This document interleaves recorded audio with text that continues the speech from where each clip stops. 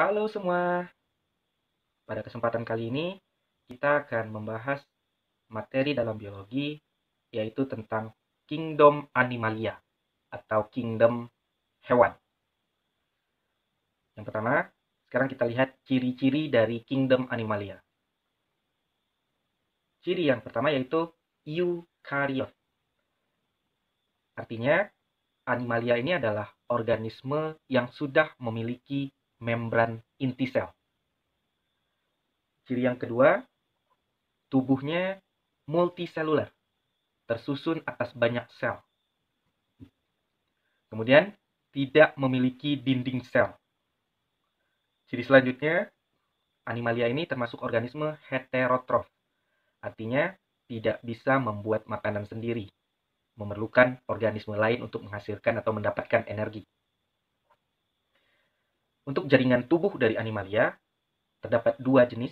Yang pertama ada parazoa, makhluk hidup atau kingdom Animalia yang anggotanya belum memiliki jaringan sejati. Contohnya Porifera. Yang kedua, eumetazoa, memiliki jaringan sejati. Contoh dari organismenya nanti mulai dari Solenterata sampai ke vertebrata. Tubuh dari hewan eumetazoa atau hewan yang memiliki jaringan sejati terdapat dua jenis. Yang pertama ada hewan radiata atau bentuk tubuhnya simetri radial. Simetri radial ini memiliki bagian tubuh yaitu ada bagian atas dan bawah. Bagian atas dikenal dengan istilah dorsal, dengan bagian bawah kita kenal dengan istilah ventral. Contoh dari hewan yang memiliki tubuh simetri radial yaitu Porifera, ada Solenterata, dan Echinodermata. Yang kedua, tubuh dari eumetazoa itu ada yang berjenis bilateria atau simetri bilateral. Hewan yang termasuk dalam kelompok ini memiliki bagian tubuh yang terdiri dari 4 bagian.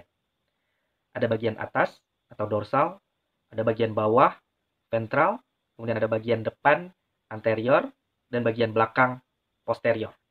Contohnya adalah cacing, serangga, dan banyak lagi jenis hewan lainnya. Jika dibandingkan dari kedua jenis ini, maka kelompok simetri bilateral jauh lebih banyak anggota kelompoknya dibandingkan dengan simetri radial. Jadi, hewan-hewan yang ada di muka bumi ini bentuk tubuhnya lebih banyak yang berbentuk simetri bilateral. Hewan-hewan eumetazoa itu memiliki lapisan embrionik. Artinya, lapisan yang terbentuk saat masih embrio. Lapisan embrionik ini ada 3 jenis. Yang pertama ada lapisan ektoderm. Ekto itu luar, derm lapisan. Jadi lapisan terluar dari lapisan embrionik. Ektoderm ini akan berkembang menjadi kuinsaf. Kita singkat dengan itu, di mana kepanjangannya ku itu kulit, in itu untuk sistem indera, saf itu untuk saraf. Selanjutnya ada lapisan mesoderm, lapisan tengah. Dan yang ketiga ada lapisan endoderm atau lapisan paling dalam dari lapisan embrionik. Lapisan endoderm itu akan berkembang menjadi cersan, organ-organ pencernaan dan alat-alat pernapasan. Nah, untuk mesoderm, kita tidak perlu menghafalkan bagian-bagiannya, karena cukup tahu ektoderm dan endoderm, maka selebihnya termasuk ke dalam mesoderm. Misalnya, organ reproduksi, kemudian organ ekskresi, dan lain sebagainya masuk ke dalam lapisan atau berkembang dari lapisan mesoderm. Berdasarkan lapisan embrionik, maka kingdom Animalia itu terbagi menjadi 2 jenis. Yang pertama ada kelompok diploblastik. Itu hewan yang hanya memiliki 2 lapisan embrionik. 2 lapisan itu, yang pertama ektoderm atau lapisan luar, dan endoderm atau lapisan dalam. Kelompok hewan ini tidak memiliki mesoderm. Contoh dari hewan diploblastik yaitu kelompok Solenterata. Untuk Porifera itu tidak masuk ke dalam kelompok diploblastik karena diploblastik ini pembagian untuk hewan eumetazoa, sedangkan porifera termasuk ke dalam hewan parazoa atau belum memiliki jaringan sejati.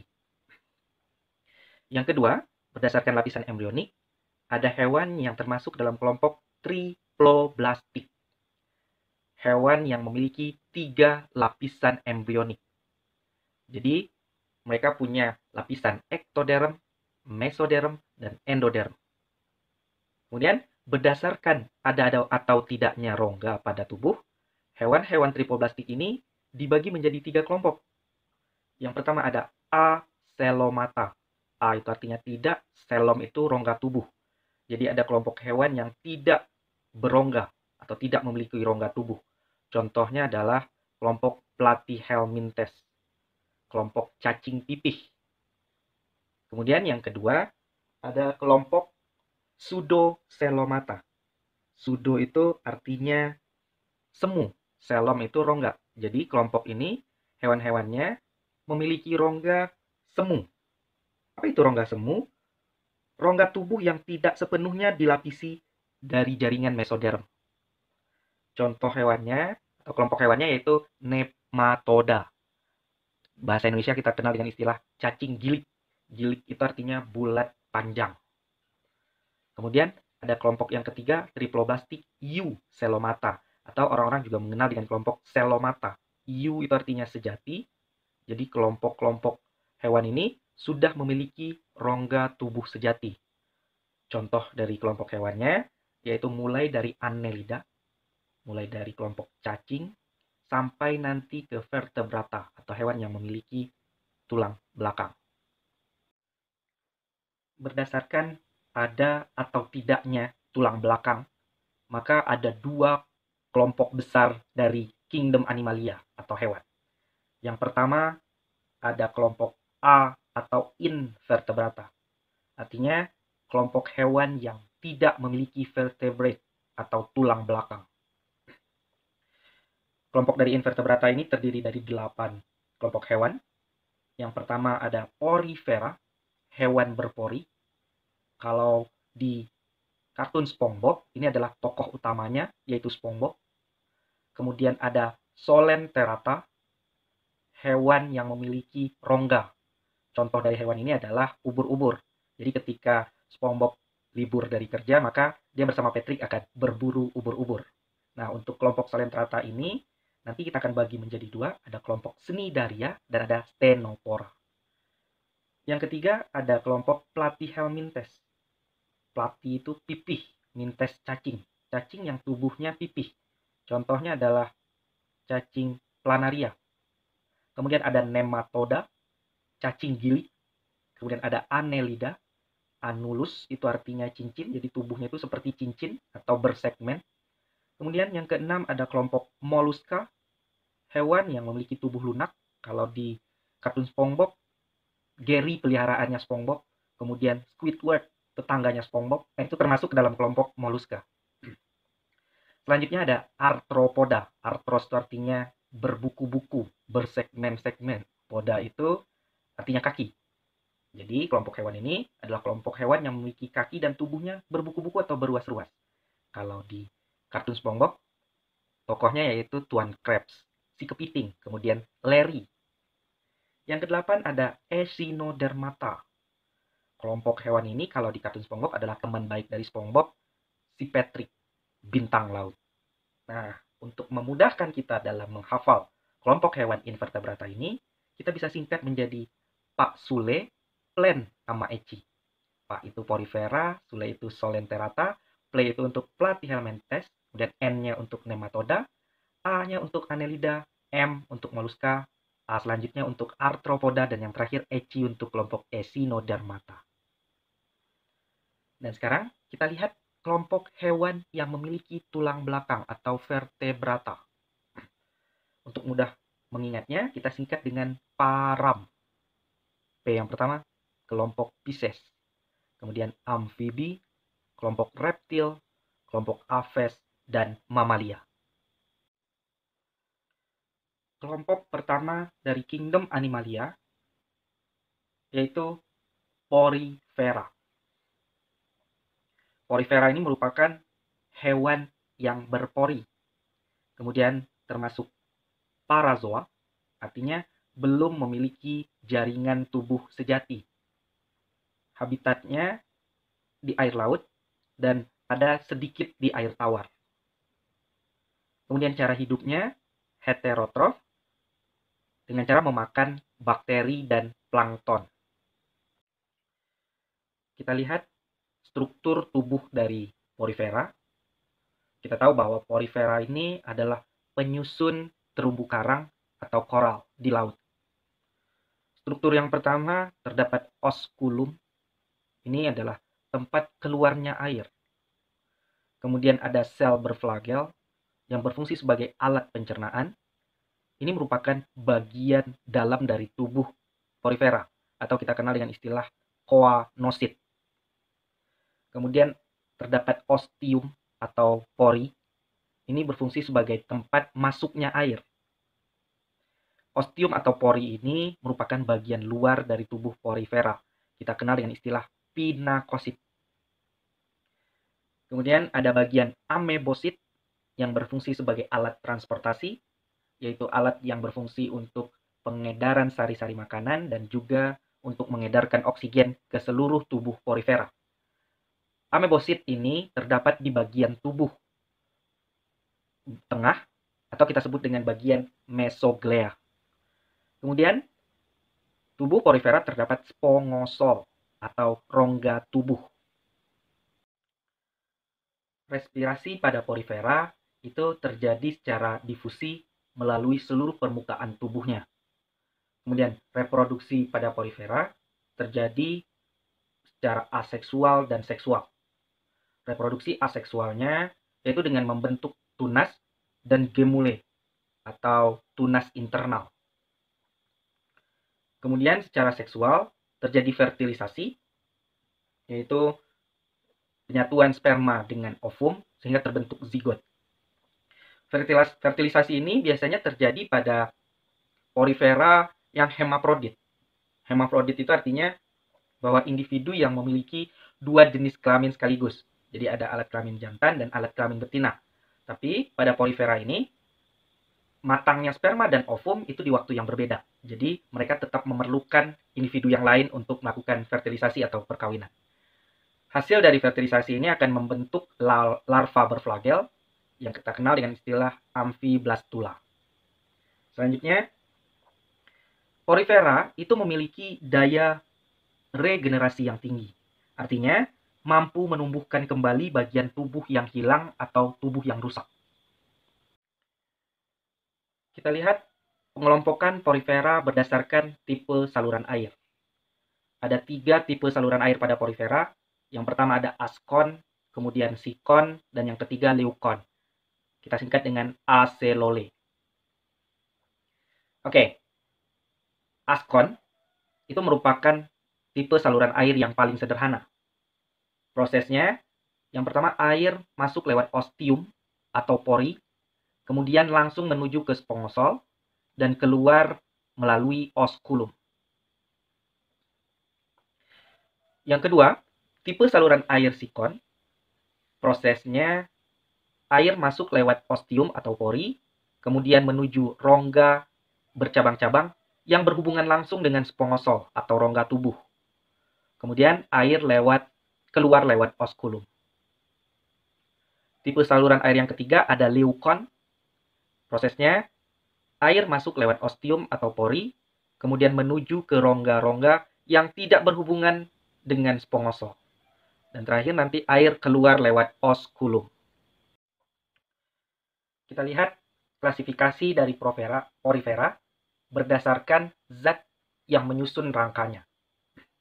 Yang pertama ada kelompok calcarea atau calcispongiae. Kelompok ini rangkanya tersusun dari zat kapur atau kalsium karbonat. Contoh spesiesnya yaitu Leucoselenia. Yang kedua ada kelompok hexatinellida atau Hyalospongiae. Kelompok ini rangkanya tersusun dari zat silika atau kaca. Contoh spesiesnya yaitu Hyalonema. Yang ketiga ada Demospongiae. Kelompok ini rangkanya tersusun dari serabut spongin.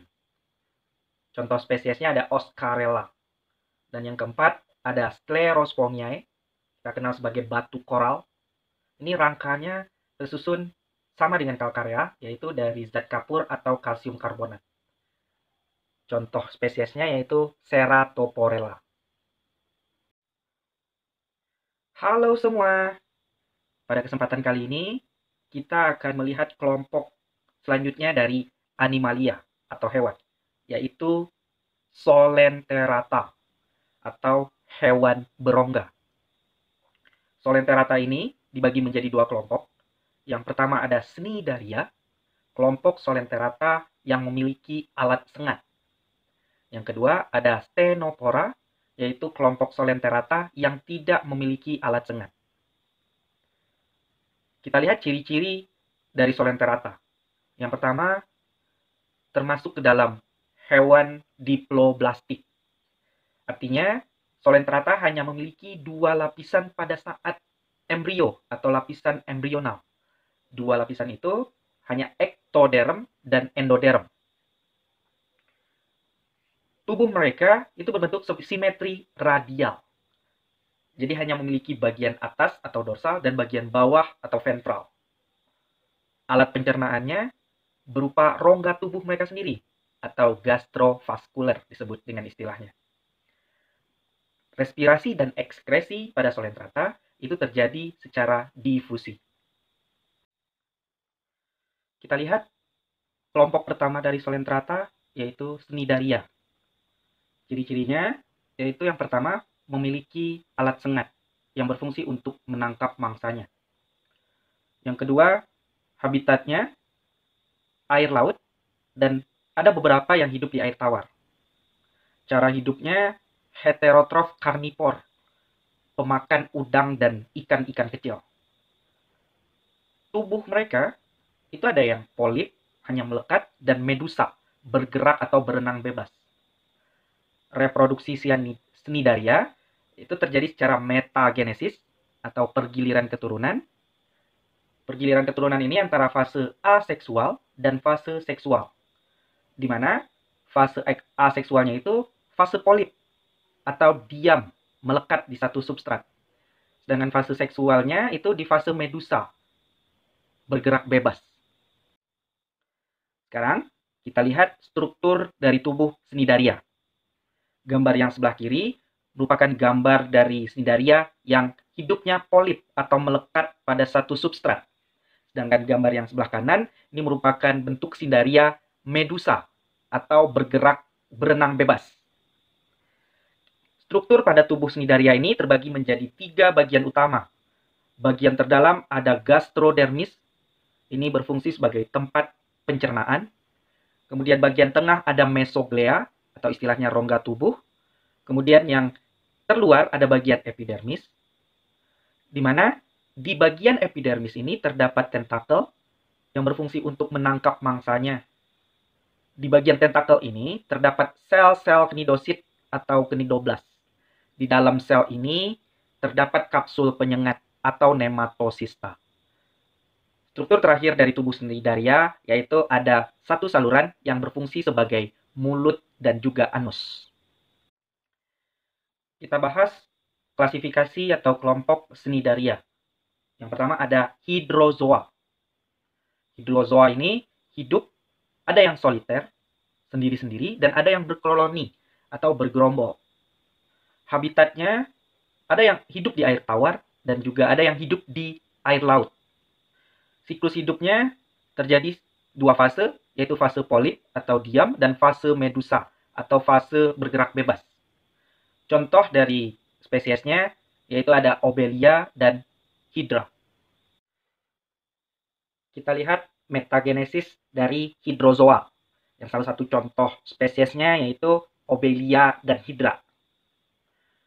Pertama, ada Medusa jantan yang menghasilkan sperma. Kemudian ada Medusa betina yang menghasilkan ovum. Sperma dan ovum ini mengalami fertilisasi membentuk zigot.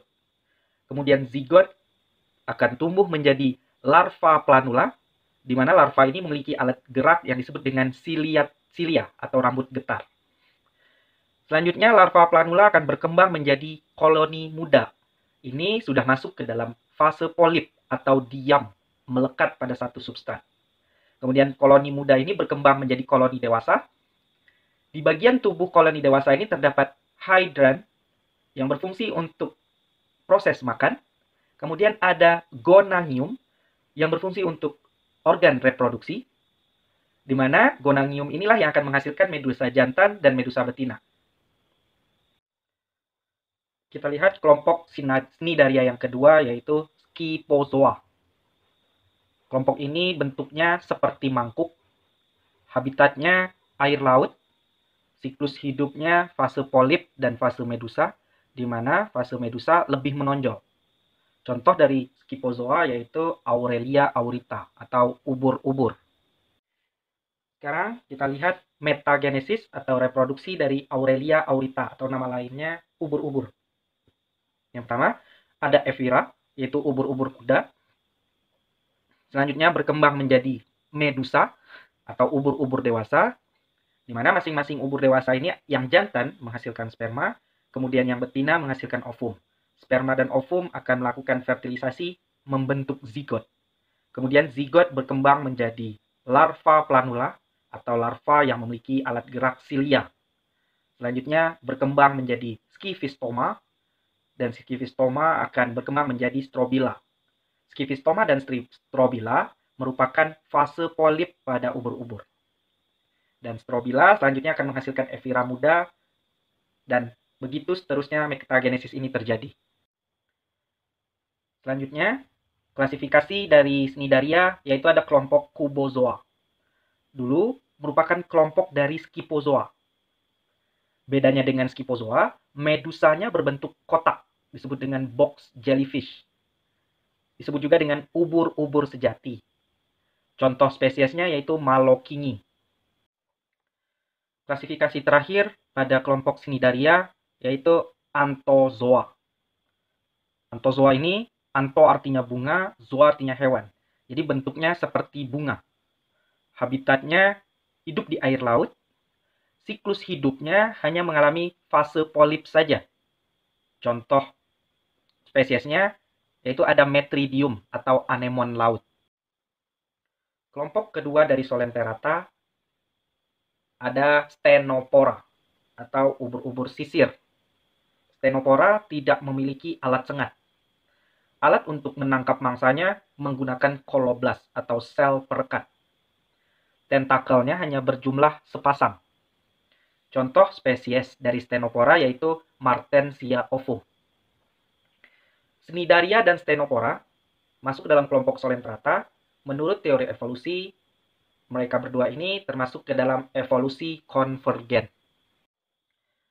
Halo semua, pada kesempatan kali ini kita akan membahas kelompok selanjutnya dari Kingdom Animalia atau kerajaan hewan. Pembahasan kita kali ini yaitu tentang kelompok Vermes atau cacing. Cacing yang pertama yang akan kita bahas yaitu Platyhelminthes. Disebut juga dengan cacing pipih. Tubuhnya triploblastik, artinya memiliki 3 lapisan embrionik, yaitu ectoderm, mesoderm, dan endoderm. Acelomata, tetapi tidak memiliki rongga tubuh. Cara hidupnya, ada yang hidup bebas dan ada juga yang parasit. Parasit ini ada 2 jenis, ada ektoparasit, parasit di luar tubuh, dan ada endoparasit, parasit di dalam tubuh inangnya. Tubuh Platyhelminthes ini simetri bilateral. Jadi terdiri bagian atas atau dorsal, bagian bawah atau ventral, bagian depan, anterior, dan bagian belakang atau posterior. Sistem pencernaan, ada yang memiliki alat pencernaan lengkap dan juga ada yang tidak memiliki alat pencernaan. Sistem respirasi dan sistem sirkulasi pada Platyhelminthes tidak memiliki organ khusus, jadi terjadi secara difusi melalui seluruh permukaan tubuhnya. Sistem ekskresi pada Platyhelminthes yaitu berupa sel api atau flame cell. Sistem sarafnya berupa sistem saraf tangga tali. Kemudian Platyhelminthes itu memiliki daya regenerasi yang tinggi. Atau maksudnya, ketika tubuhnya terpotong, maka akan bisa membentuk individu baru. Reproduksi pada Platyhelminthes terjadi dengan dua cara. Yang pertama aseksual dengan fragmentasi atau pemutusan bagian tubuh. Kemudian bagian tubuh itu akan membentuk individu baru.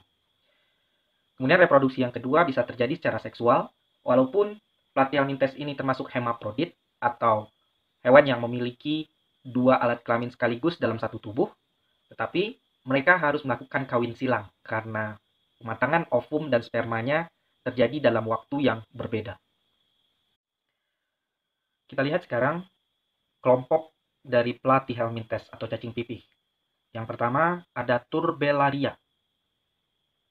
Turbellaria ini disebut cacing bersilia atau rambut getar yang berfungsi sebagai alat gerak. Yang kedua, daya regenerasinya tinggi. Ketika tubuhnya terputus, maka bagian dari tubuh itu akan membentuk individu baru. Umumnya hidupnya bebas, dan ada juga yang parasit. Berbentuk seperti tongkat, dan contoh dari Turbellaria, yang pertama ada Planaria, yang hidup di air bersih, dan yang kedua ada Dugesia. Kelompok Platyhelminthes yang kedua yaitu Monogenea. Hidup secara ektoparasit atau di luar tubuh inang, dengan cara memakan lendir pada ikan, amfibi, dan reptil. Memiliki alat penempel. Contoh spesiesnya yaitu Gyrodactylus salaris. Kelompok ketiga dari Platyhelminthes yaitu Trematoda atau cacing isap. Hidupnya ada yang endoparasit pada ikan, mamalia, dan manusia. Dan ada juga yang ektoparasit atau hidup di luar tubuh. Kemudian memiliki dua inang, jadi ada inang perantara dan juga ada inang utama. Contoh dari spesies Trematoda yang pertama ada Clonorchis sinensis, yaitu cacing hati pada manusia dengan perantara ikan. Selanjutnya ada Fasciola hepatica, cacing hati pada sapi dengan perantara siput air atau limnea. Sekarang kita lihat siklus hidup Fasciola hepatica, cacing hati yang hidup di sapi dengan perantara siput air atau limnea. Untuk memudah mengingatnya, kita singkat siklus hidup ini menjadi tante merah, spot renang, celana merah. Tante itu untuk singkatan dari telur. Telur ini berasal dari kotoran sapi. Kemudian berkembang menjadi mira atau mirasidium. Mirasidium ini merupakan larva bersilia atau memiliki alat gerak berupa rambut getar. Mirasidium ini masuk ke dalam tubuh siput. Jenis siputnya yaitu siput air atau limnea. Kemudian mirasidium berkembang menjadi sporosista, kemudian berkembang menjadi redia, dan selanjutnya berkembang menjadi serkaria. Sporosista, redia, dan serkaria terjadi di dalam tubuh siput. Kemudian, pada tahap serkaria, keluar dari tubuh siput dan berkembang menjadi metaserkaria. Metaserkaria ini menempel di rumput, dan kemudian rumput ini dimakan lagi oleh sapi, dan tumbuh lagi menjadi cacing, dan begitu seterusnya siklus hidup dari Fasciola hepatica. Sekarang kita lihat kelompok terakhir atau keempat dari Platyhelminthes, yaitu Cestoda. Disebut dengan cacing pita. Cestoda ini hidup di usus vertebrata atau hewan bertulang belakang. Tubuhnya ditutupi oleh lapisan kutikula dan tidak ada alat pencernaan. Hidupnya parasit. Tubuh itu terdiri dari kepala atau scolex. Di kepala atau scolex ini terdapat saker sebagai alat isap dan rostellum yang berfungsi sebagai alat kait. Kemudian bagian tubuh yang kedua ada leher dan bagian yang ketiga proglotit. Proglotit ini tempat pembuahan. Proglotit yang sudah mengandung telur itu akan lepas bersama tinja dari hewan vertebrata tersebut. Contoh dari cacing cestoda yaitu ada kelompok Taenia. Yang pertama ada spesies Taenia saginata, parasit di usus manusia dengan perantaranya yaitu sapi. Cara mengingatnya ada kata saginata, sapi. Kemudian ada Taenia solium, parasit di usus manusia dengan perantara hewan yaitu babi. Cacing ini bisa masuk ke dalam tubuh manusia karena mengkonsumsi kedua jenis hewan ini, yaitu sapi dan juga babi. Kita lihat daur hidup dari Taenia, bisa Taenia saginata dan juga Taenia solium. Untuk memudah mengingatnya, kita singkat dengan TOSK. T itu untuk telur, telur ini keluar dari feses atau kotoran manusia, kemudian termakan oleh sapi atau babi. Kemudian telur ini berkembang menjadi larva onkosfer yang hidup di usus sapi dan babi, kemudian masuk ke peredaran darah dari sapi dan babi tersebut. Dan onkosfer ini akan berkembang menjadi cysticercus, larva yang terdapat di otot sapi dan babi. Kemudian otot sapi dan babi yang mengandung cysticercus ini dimakan oleh manusia dan membentuk cacing taenia. Kemudian cacing ini yang mengandung proglotit akan masuk ke dalam kotoran, keluar, dan akan terjadi atau terbentuk telur. Begitu selanjutnya daur hidup dari taenia ini terjadi. Kelompok cacing yang kedua yaitu Nemathelminthes atau ada yang mengatakan nematoda. Disebut dengan cacing gilik. Gilik itu artinya bentuknya bulat panjang. Nemathelminthes termasuk ke dalam Triploblastik, organisme yang memiliki 3 lapisan embrionik, yaitu lapisan ectoderm, mesoderm, dan endoderm. Pseudocelomata, rongga tubuhnya semu atau bukan rongga tubuh sejati. Hidupnya ada yang hidup bebas, dan ada juga yang hidup secara parasit. Tubuhnya simetri bilateral, dan tidak bersegmen atau tidak berbuku-buku. Alat pencernaannya lengkap, sistem respirasi dan sistem sirkulasinya terjadi secara difusi, karena belum memiliki organ yang lengkap. Kemudian, sistem ekskresi itu menggunakan kelenjar Rennet. Reproduksinya, di mana Nemathelminthes ini termasuk ke dalam hewan diesis atau berumah dua, artinya masing-masing tubuh hanya memiliki satu jenis kelamin. Jadi, alat kelamin jantan dan betina terpisah di masing-masing spesies. Reproduksi hanya terjadi secara seksual, di mana larvanya mengalami molting atau ganti kulit. Sekarang kita lihat pengelompokan cacing Nemathelminthes atau nematoda. Yang pertama ada kelompok Adenophorea. Kelompok ini disebut dengan kelompok apasmid karena tidak memiliki organ kemoreseptor atau penerima rangsangan kimia. Contoh spesiesnya ada Trichuris ovis yang merupakan parasit pada domba. Kemudian ada Trichinella spiralis yang menyebabkan penyakit trichinosis, yaitu mual yang hebat. Kelompok kedua dari Nemathelminthes atau nematoda yaitu Caesarnente.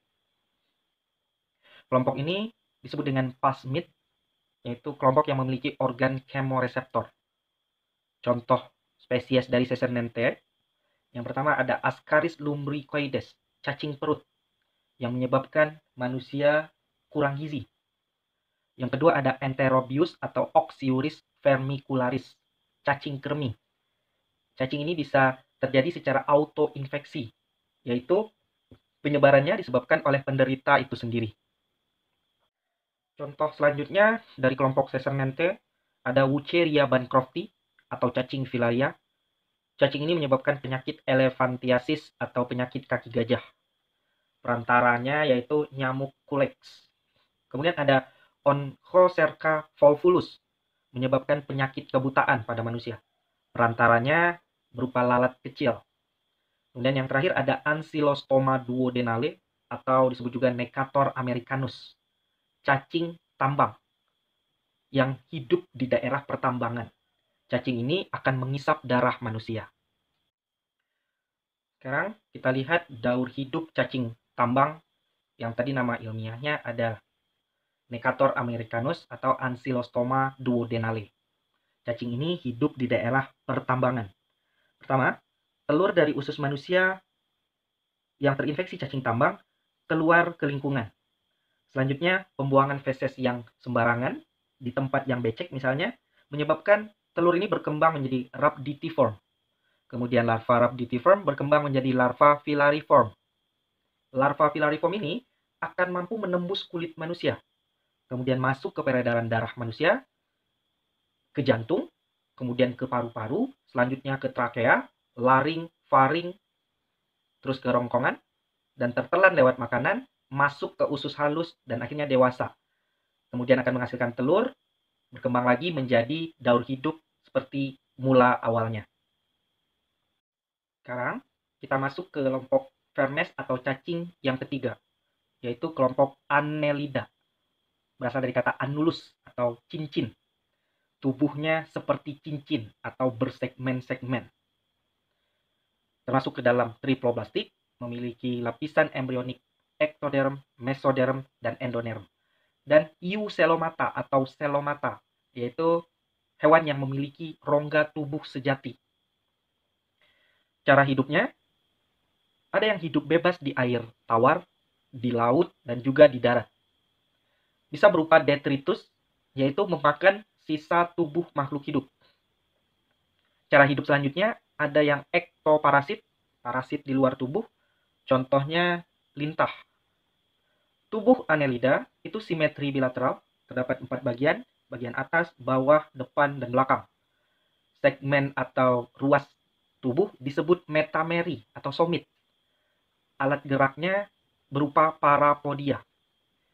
Annelida mampu melakukan autotomi, yaitu memutuskan bagian tubuh. Selanjutnya, Annelida memiliki pencernaan yang lengkap, mulai dari mulut sampai anus. Peredaran darah Annelida tertutup, artinya darahnya itu melewati suatu pembuluh. Dan mengandung hemoglobin atau Hb yang berfungsi untuk mengikat oksigen. Respirasi pada Annelida dilakukan oleh permukaan tubuhnya dan juga menggunakan insang. Alat ekskresinya berupa metanefridia. Sistem sarafnya yaitu sistem saraf tangga tali. Reproduksi bisa terjadi secara aseksual dengan fragmentasi atau pemutusan bagian tubuh, dan secara seksual dengan fertilisasi, yaitu penggabungan antara sperma dan ovum. Sekarang kita lihat pengelompokan atau klasifikasi dari Annelida. Klasifikasi ini berdasarkan seta atau rambut. Kelompok yang pertama ada Polychaeta. Kelompok ini memiliki banyak seta atau rambut. Hidupnya sebagian besar di laut. Contoh spesiesnya ada Eunice sp atau cacing palolo, kemudian ada Lycidice oele atau cacing wawo. Cacing palolo dan cacing wawo ini biasanya bisa dijadikan bahan makanan. Kemudian contoh selanjutnya ada Nereis. Kelompok kedua dari Annelida yaitu Oligoseta. Kelompok ini memiliki sedikit seta atau rambut yang berfungsi sebagai alat gerak. Hidupnya sebagian besar di air tawar. Contoh spesies dari Oligoseta, yang pertama ada Lumbricus terrestis atau cacing tanah, kemudian ada Tubifax. Kelompok terakhir dari Annelida yaitu ada Hirudinea. Kelompok ini tidak memiliki seta atau rambut. Cara hidupnya ektoparasit atau parasit di luar tubuh inang. Kemudian memiliki 2 alat isap. Hirudinea memiliki zat antikoagulan, yaitu anti pembekuan darah. Contoh spesiesnya, yang pertama ada Hirudo medicinalis atau lintah yang hidup di air. Kemudian ada Haemodipsa atau pacet yang hidup di daun atau pohon. Halo semua, pada kesempatan kali ini kita akan membahas materi lanjutan dari Kingdom Animalia atau kerajaan hewan, yaitu kelompok Mollusca. Mollusca disebut juga dengan hewan bertubuh lunak. Merupakan triploblastik, memiliki 3 lapisan embrionik, yaitu lapisan ektoderm, mesoderm, dan endoderm. Kemudian selomata, memiliki rongga tubuh sejati. Cara hidupnya, ada yang hidup bebas di alam, dan ada juga yang parasit, merugikan organisme lain. Tubuhnya simetri bilateral, jadi terdiri dari 4 bagian utama, yaitu bagian atas, bawah, kemudian depan, dan belakang. Tubuhnya tertutup mantel, kemudian ada yang bercangkang dan ada juga yang tidak. Bagian utama tubuh Mollusca terdiri dari kaki, kemudian massa viscera atau organ dalam, dan terakhir ada mantel. Pencernaan Mollusca sudah memiliki organ pencernaan lengkap, terdapat lidah parut atau radula, tapi untuk kelompok Pelysipoda tidak memiliki radula. Sistem peredaran darah pada Mollusca yaitu terbuka, artinya Mollusca belum memiliki pembuluh darah. Terdapat hemosianin di dalam darahnya yang berfungsi untuk mengikat oksigen. Hemosianin inilah yang membuat darah pada Mollusca berwarna biru. Respirasi dari Mollusca yaitu bisa menggunakan insang dan ada juga yang menggunakan paru-paru. Reproduksi terjadi secara seksual Kemudian alat ekskresi pada moluska yaitu sepasang nefridia, organ yang menyerupai ginjal. Kita lihat klasifikasi atau pengelompokan dari moluska. Yang pertama ada kelompok Polyplacopora atau nama lainnya Amphineura. Kelompok ini tidak memiliki tentakel.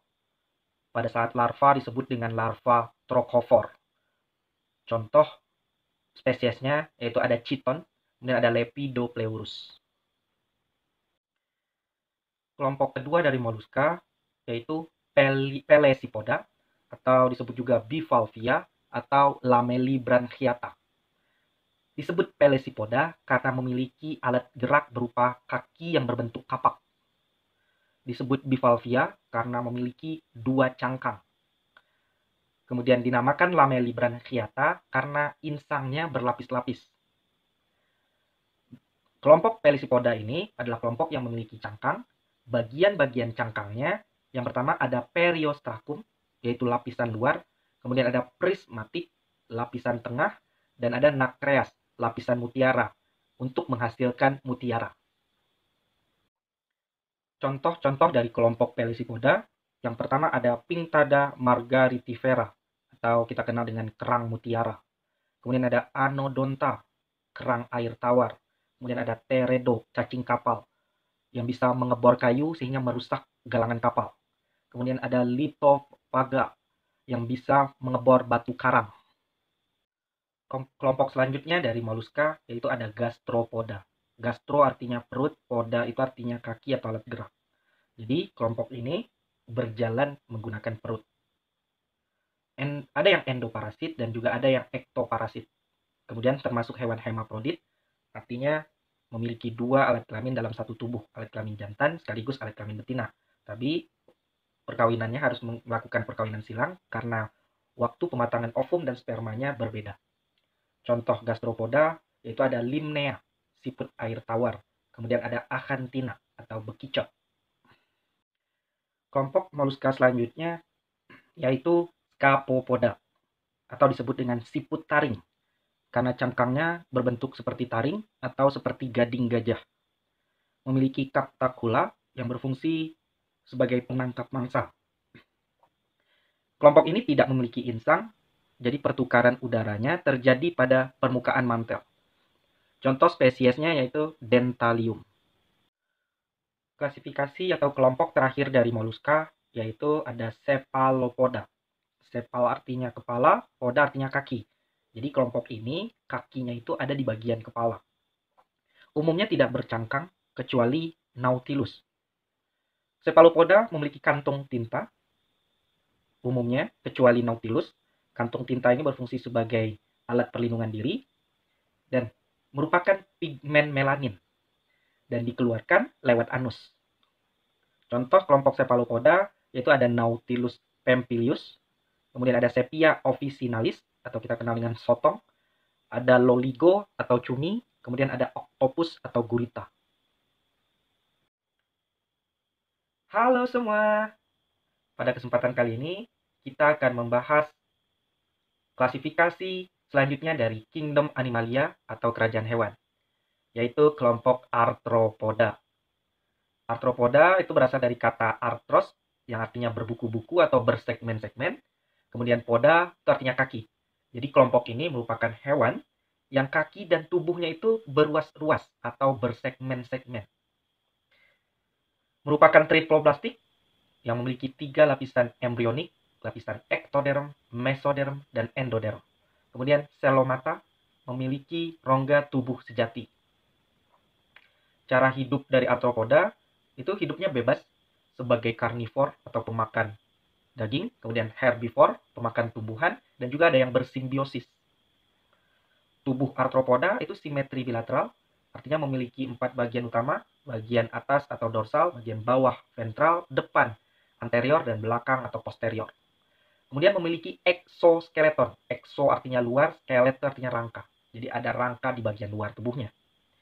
Selanjutnya mengalami ekdisis atau molting. Itu merupakan proses pergantian exoskeleton. Organ pencernaannya lengkap, mulai dari mulut sampai anus. Ciri selanjutnya dari arthropoda, Peredaran darahnya terbuka, artinya tidak memiliki pembuluh darah atau darahnya tidak melewati suatu pembuluh. Respirasinya, ada yang menggunakan insang, trakea, paru-paru buku, dan juga ada yang menggunakan permukaan tubuh. Alat ekskresinya berupa tubulus Malpighi. Sistem sarafnya berupa sistem saraf tangga tali. Kemudian reproduksi terjadi secara seksual melalui proses fertilisasi. Dan ada juga yang mengalami parthenogenesis atau pembentukan individu tanpa diawali terjadinya fertilisasi. Kita lihat klasifikasi atau pengelompokan dari arthropoda. Yang pertama ada kelompok Selicerata, terdiri dari arachnida. Kelompok arachnida ini dibagi lagi ada Aranae, contohnya laba-laba, ada Scorpiones, kalajengking, kemudian ada Acarina, tungau atau kutu. Kelompok Selicerata yang kedua ada Siposura. Salah satu anggotanya yang terkenal yaitu pari kepiting. Jadi ikan pari yang berbentuk seperti kepiting atau kepiting tapal kuda. Yang ketiga ada Pycnogonida. Ini merupakan laba-laba yang hidup di laut. Kelompok yang kedua dari arthropoda yaitu ada Myriapoda. Contoh anggotanya ada Diplopoda, spesiesnya keluing dan kaki seribu. Kemudian ada Silopoda, contoh spesiesnya ada kelabang atau lipan. Kelompok ketiga dari arthropoda yaitu Krustase. Anggota-anggota dari Krustase yang pertama ada Remipedia, yaitu udang purba. Kemudian ada Branchiopoda, contohnya Dapnia pulex atau kutu air. Kemudian yang ketiga ada Ostracoda, contoh spesiesnya Cypridina. Selanjutnya yang keempat ada Cephalocarida, contohnya Laiptiella. Kemudian ada Maxillopoda, contoh anggotanya Cyclops. Kemudian ada Malacostraca, contohnya udang windu, rajungan, dan kepiting tembakau. Kelompok keempat dari arthropoda yaitu ada Hexapoda atau hewan berkaki 6. Contoh kelompoknya yaitu insekta atau serangga. Serangga ini mengalami metamorfosis. Ada dua jenis metamorfosis pada serangga. Yang pertama ada hemimetabola. Metamorfosis tidak sempurna. Tahapan perkembangannya ada TNI, telur, nimfa, imago. Contoh hewannya ada belalang, capung, kecoa, dan jangkrik. Yang kedua ada holometabola atau metamorfosis sempurna. Tahapan perkembangannya ada TLPI, telur, larva, pupa, dan imago. Contohnya adalah lalat, kupu-kupu, dan nyamuk. Selanjutnya, kita lihat tipe mulut dari insekta. Yang pertama ada yang menggigit dan mengunyah. Contoh spesiesnya ada jangkrik, belalang, kumbang, dan capung. Kemudian yang kedua, tipe mulut menggigit dan menjilat. Contohnya lebah dan lalat. Yang ketiga, menusuk dan mengisap. Contohnya nyamuk. Kemudian tipe mulut yang terakhir ada tipe mulut mengisap. Contoh spesiesnya yaitu kupu-kupu. Sekarang kita lihat klasifikasi dari insekta atau serangga. Yang pertama ada Apterygota. A artinya tidak, Pterygota bersayap. Jadi kelompok ini tidak memiliki sayap dan tidak bermetamorfosis atau ametabola. Contohnya adalah lepisme atau kutu buku. Selanjutnya klasifikasi dari insekta yaitu ada Pterygota atau kelompok yang memiliki sayap. Berdasarkan sayapnya dibagi menjadi dua. Yang pertama ada Exopterygota. Sayapnya berkembang dari luar. Kelompok ini mengalami metamorfosis tidak sempurna atau hemimetabola. Contoh kelompoknya ada ordo Odonata, spesiesnya seperti capung. Kemudian ada Orthoptera, jangkrik, belalang. Kemudian ada Isoptera, contohnya rayap. Kemudian ada Hemiptera, walang sangit. Kelompok kedua dari Pterygota yaitu ada Endopterygota. Kelompok ini sayapnya itu berkembang dari dalam. Kemudian mengalami metamorfosis sempurna atau holometabola. Contoh kelompoknya ada ordo Hymenoptera. Contoh spesiesnya ada semut rangrang. Kemudian ada Coleoptera. Contoh spesiesnya ada kumbang kelapa. Kemudian yang ketiga ada Diptera, yaitu kelompok dari lalat dan nyamuk. Sekarang kita lihat klasifikasi keseluruhan dari arthropoda berdasarkan tabel di bawah ini. Ada 4 kelompok besar dalam arthropoda. Yang pertama ada Selicerata, contoh hewannya ada laba-laba. Kemudian ada kelompok Myriapoda, contohnya kaki seribu. Kemudian ada Crustacea, kelompok udang. Kemudian ada Hexapoda atau kita kenal insekta, merupakan kelompok serangga. Kita lihat perbedaan dari masing-masing kelompok. Yang pertama bagian tubuh. Selicerata itu bagian tubuhnya tersusun dari cephalothorax, jadi dada dan kepalanya bersatu, penyatuan antara dada dan kepala. Kemudian bagian kedua ada bagian abdomen atau bagian perut. Untuk Myriapoda, bagian tubuhnya terdiri dari sefal atau kaput, merupakan bagian kepala, kemudian abdomen atau bagian perut. Untuk Crustacea, bagian tubuhnya ada cephalothorax, yaitu dada dan kepala bersatu. Selanjutnya ada abdomen atau bagian perut. Untuk Hexapoda atau insekta, satu-satunya kelompok dari arthropoda yang memiliki 3 bagian tubuh. Yang pertama ada sefal atau kaput, bagian dari kepala. Kemudian yang kedua ada toraks atau bagian dada.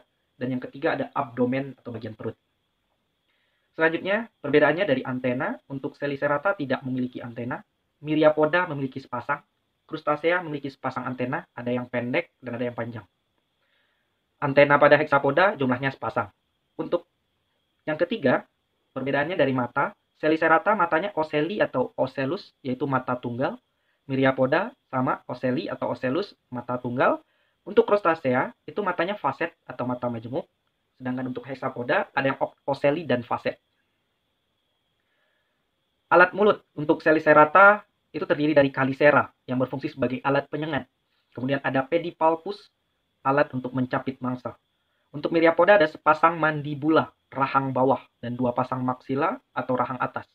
Untuk Crustacea ada sepasang mandibula, rahang bawah, dan 2 pasang maksila atau rahang atas. Alat mulut pada Hexapoda terdiri dari mandibula, rahang bawah, maksila, rahang atas, ada labrum, bibir atas, dan labium, bibir bawah.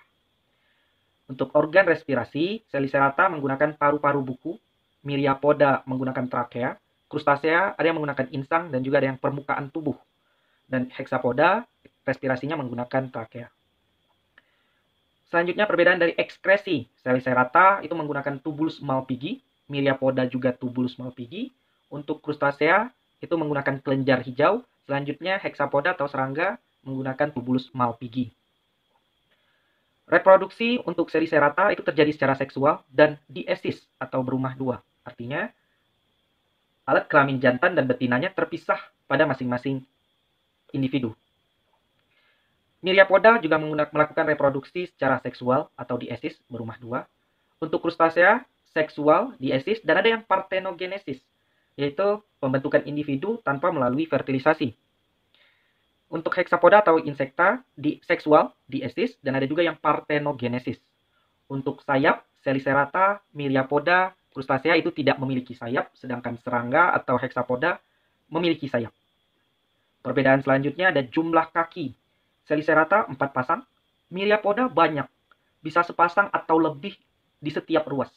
Untuk Crustacea ada 5 pasang, yaitu 1 pasang capit atau kalipet dan 4 pasang kaki jalan. Untuk Hexapoda, jumlah kakinya 3 pasang atau 6 buah. Habitat, kesemua dari kelompok atau klasifikasi arthropoda hidup ada yang di darat dan juga ada yang di air, baik Selicerata, Myriapoda, Crustacea, dan Hexapoda. Halo semua, pada kesempatan kali ini kita akan melanjutkan pembahasan tentang Kingdom Animalia atau kerajaan hewan. Kelompok selanjutnya yang akan kita bahas yaitu Echinodermata, dikenal dengan hewan berkulit duri. Tubuhnya triploblastik, artinya memiliki 3 lapisan embrionik, yaitu lapisan ectoderm, mesoderm, dan endoderm. Selanjutnya, Coelomata memiliki rongga tubuh sejati. Cara hidup dari Echinodermata umumnya di laut, hidup bebas dan simbiosis mutualisme, pemakan siput dan juga udang. Tubuhnya pada saat larva simetri bilateral, artinya memiliki 4 bagian tubuh, yaitu bagian atas, bawah, depan, dan belakang. Pada saat dewasa, tubuhnya berbentuk simetri radial yang hanya memiliki 2 bagian utama tubuh, yaitu bagian atas atau dorsal, kemudian bagian bawah disebut juga dengan ventral. Organ pencernaannya lengkap mulai dari mulut sampai anus. Sistem sirkulasinya atau sistem peredaran darah menggunakan cairan getah bening yang mengandung sel ameboid. Respirasi pada Echinodermata itu menggunakan insang kulit dan juga ada yang menggunakan kaki tabung. Sistem sarafnya berbentuk cincin segi 5. Reproduksi pada Echinodermata aseksual itu dengan pembelahan fisi, sedangkan seksual yaitu dengan fertilisasi. Pada Echinodermata terdapat struktur kaki tabung atau sistem ambulakral. yang berfungsi untuk memegang mangsa, merayap, serta bernapas. Sekarang kita lihat bagaimana kerja dari sistem ambulakral atau sistem kaki tabung pada echinodermata. Pertama, air masuk lewat madreporit, kemudian menuju ke saluran batu, selanjutnya ke saluran cincin, yang keempat menuju saluran radial, kelima menuju ke saluran lateral, keenam masuk ke ampula, dan terakhir ke kaki tabung. Sistem ambulakral ini berfungsi dalam menangkap mangsa, merayap atau bergerak, serta bernapas. Kita lihat kelompok atau klasifikasi dari echinodermata. Yang pertama ada Astroidea atau bintang laut. Ciri-cirinya terdapat celah ambulakral, pentamer artinya memiliki 5 lengan. Contoh spesiesnya ada Asterias forbes. Kelompok yang kedua ada Opiuroidea atau bintang ular. Tidak terdapat celah ambulakral, pentamernya panjang, jadi 5 lengan dengan bentuk yang panjang dan mudah untuk digerakkan. Contoh spesiesnya ada Ophiutrix sp. Kelompok selanjutnya dari echinodermata yaitu ada Echinoidea atau bulu babi. Rangkanya tersusun dari zat kapur, tidak ada celah ambulakral, dan tidak memiliki lengan. Contoh spesies Echinoidea yaitu Heterocentrotus sp. Kelompok selanjutnya dari echinodermata yaitu Holoturoidea, kelompok timun laut atau disebut dengan teripang. Tubuhnya terdiri dari duri halus dan tidak memiliki lengan. Contoh spesiesnya ada Holoturia sp. Klasifikasi terakhir dari echinodermata yaitu Crinoidea atau lili laut. Ini bentuknya mirip seperti bunga, memiliki 5 lengan atau pentamer, tidak memiliki madreporit. Contoh spesiesnya ada Antendon netella. Halo semua, pada kesempatan kali ini kita akan melanjutkan pembahasan tentang Kingdom Animalia atau kerajaan hewan. Yang akan kita bahas pada kali ini adalah Phylum Chordata. Phylum Chordata itu dibagi menjadi 2 kelompok besar. Yang pertama ada Acraniata, A artinya tidak, Craniata itu tengkorak. Jadi kelompok ini belum memiliki tengkorak. Terdiri dari subfilum, yaitu ada Urochordata dan Cephalochordata. Kelompok chordata yang kedua ada Craniata, artinya kelompok ini sudah memiliki tengkorak. Siapa saja kelompoknya? Yaitu ada Vertebrata atau hewan bertulang belakang. Superkelasnya ada Pisces dan Tetrapoda. Pisces sendiri itu terdiri dari 3 kelas, ada Agnatha, Osteichthyes, dan yang terakhir kelas Chondrichthyes. Sedangkan untuk tetrapoda, tetra itu artinya 4, poda itu kaki, hewan yang memiliki kaki 4. Yang pertama kelasnya ada amfibi, kemudian yang kedua ada reptil, yang ketiga ada aves, dan yang keempat ada mamalia.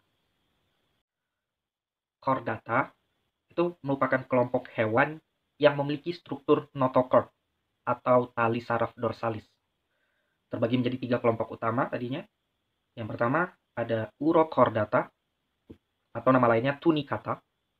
Ini bentuknya itu hewan seperti kantong kecil, hidup di laut.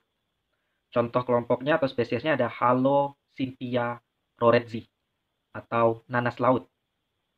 Kemudian yang kedua ada Cephalochordata atau lancelet. Kelompok ini mirip ikan kecil, tubuhnya transparan, jadi terlihat organ-organ di dalamnya. Contohnya yaitu ada Branchiostoma lanceolatum atau lancelet. Dan yang ketiga, kelompok dari chordata ada Vertebrata atau hewan bertulang belakang.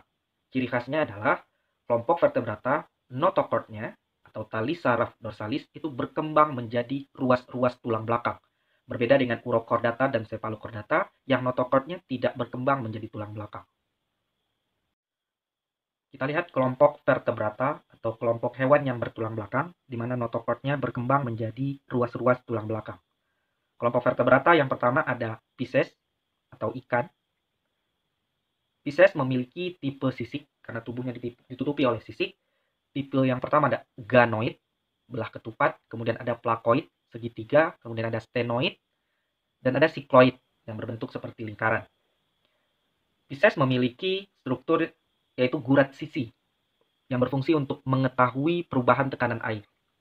Selanjutnya, Pisces juga memiliki gelembung renang yang berfungsi untuk membantu pernapasan dan sebagai alat hidrostatis. Sekarang kita lihat pengelompokan dari Pisces atau ikan. Yang pertama ada kelompok Agnatha atau nama lainnya Cyclostomata. Ini merupakan kelompok ikan yang tidak memiliki rahang. Kemudian tubuhnya tidak ditutupi oleh sisik. Contoh spesiesnya ada belut laut dan lamprey. Yang kedua ada Osteichthyes, ikan bertulang sejati. Tipe sisiknya ada yang ganoid, stenoid, dan sikloid. Kemudian ciri-cirinya memiliki operkulum atau tutup insang. Contoh spesiesnya ada ikan mas, ikan gabus, ikan lele, dan kuda laut.